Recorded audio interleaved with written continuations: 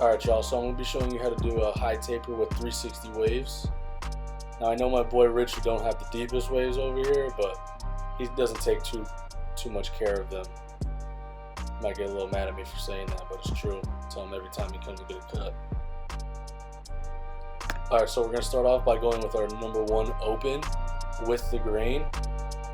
Each time I do a cutting stroke, you'll see I brush right afterwards. That's just to help lay the hair down in the direction that I'll be cutting it in the natural way it wants to lay.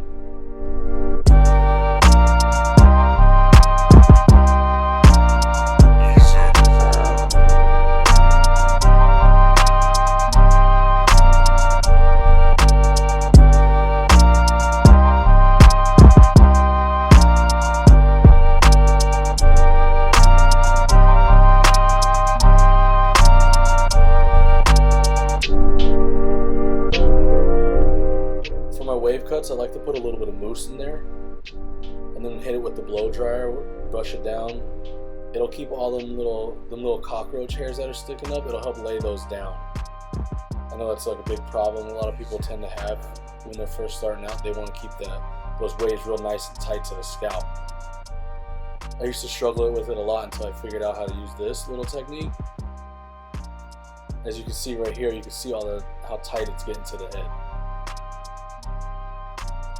Now I know you really shouldn't be cutting hair with product in it, but I like to come back with my Speedo 00. It's like a low 1 pretty much. It just helps me clean up those annoying little pesky hairs that don't want to get cut.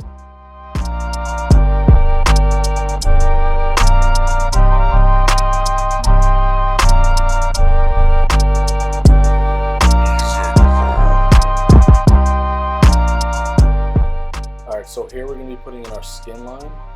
For a high taper, I like to start at the top of the ear and go to the bottom of the tape.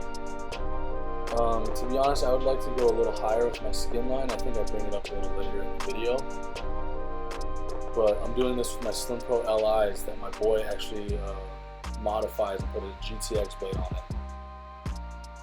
On Instagram, he's DrewNice561. Go give him a follow, hit him up.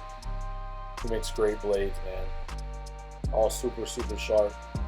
Puts a lot of hard work into it. But here we're using our clipper open, going out about ½ an inch. I don't really like to put inches on my guidelines just because every head shape is different, every haircut is different. Each guideline is usually a little different. But to fade that out, we're going to use a little bit of trigger play. I usually start close, halfway, and then open. I don't really go in between those 3 notches.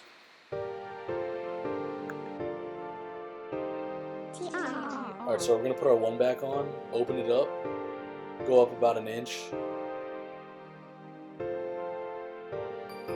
going to come back underneath that with our 1 closed. And when you come back with it closed, you don't want to go higher than your initial guideline. So what I like to do is just, once you hit the bottom line with it closed, you're just going to flick right out at that line. It's hard to see from how far we are in the angle, but I'm really just hitting that line and flicking right out.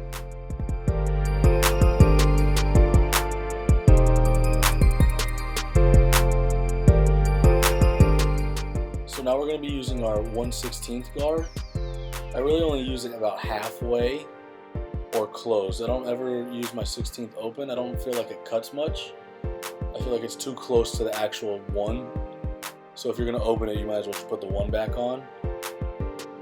Or I'll just use the 16th halfway and just use my corners. I'm just bringing up my 1 a little bit just to make that blend a little tighter and extending.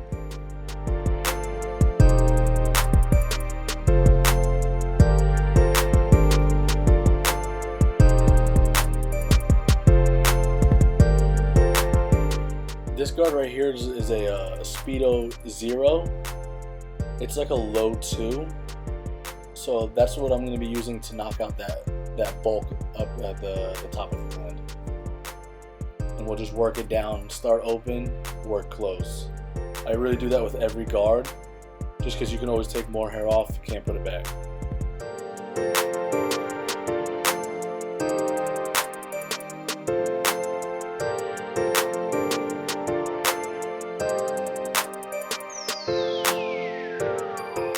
So now we're literally working our way down our guards. So this is our 1.5 guard, or a 3/16. This is really only a wall guard. They don't make an Andis 1.5, or I don't even know what other clippers you guys use, but this is typically really only a wall guard.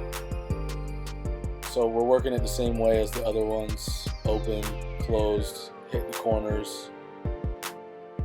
Detail fading is all about using your corners. A lot of people try to think it's the whole clipper when it's really just 1 or 2 teeth.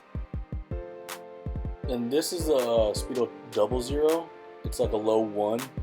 I'm really just using it to start detailing my blend, picking out the dark spots, little lines that I see here and there. You can see that I'm really only using the corners, like I just said. That really makes all the details come out. There's even a few spots that my 16th wasn't hitting, so I put a Speedo 000, which I like to use in between my half, meaning no guard open, and my 1/16.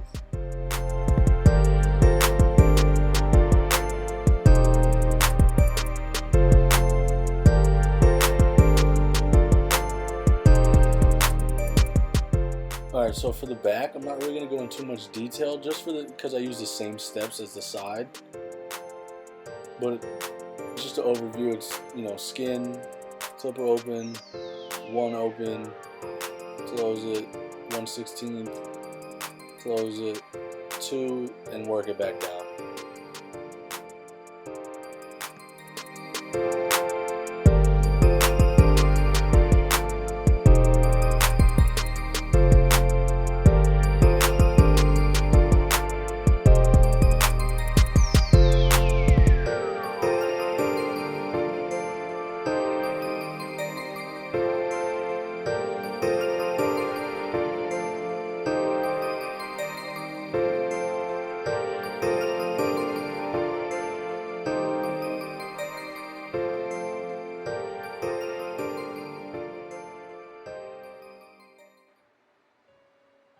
Obviously when you're taping somebody up, you want to keep it as natural as you can, but also get it as sharp as you can.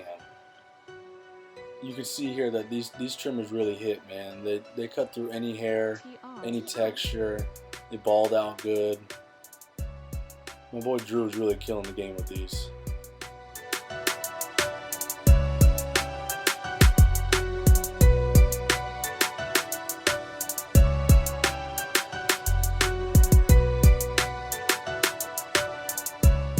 I don't know if you guys can really tell, but I'm kind of pushing down and swiping to the right in some spots.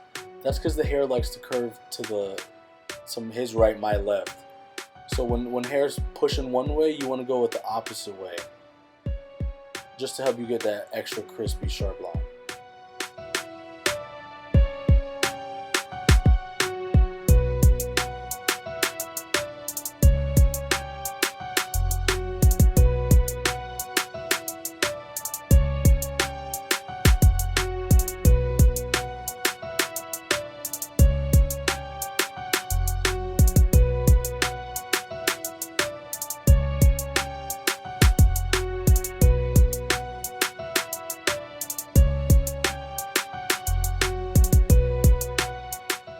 So now we're literally just gliding over the top of the head. Just got those loose hairs that stick up, those cockroach legs, can't stand those things. You want that thing to look nice, smooth, and laid down. That's what's going to give you this haircut the best result.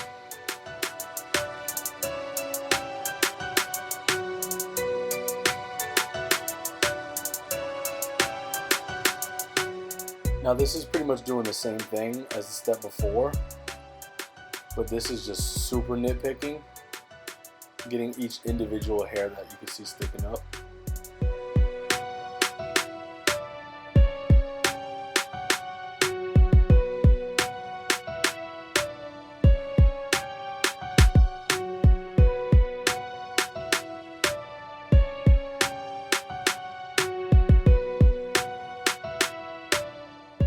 This is just a light pomade I like to put in.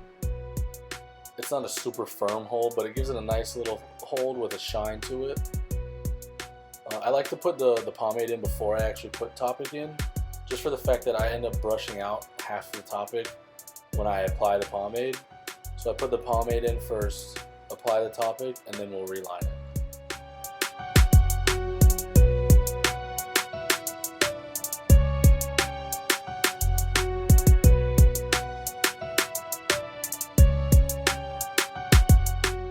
Once you hit the Topic with that razor, you'll really be able to see that blend pop and see all the other imperfections in it.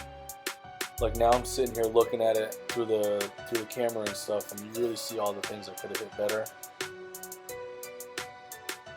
But that's cutting hair, guys. You know, I advise everyone to take pictures of every haircut and you know, analyze it. That's the only way you'll be able to get better.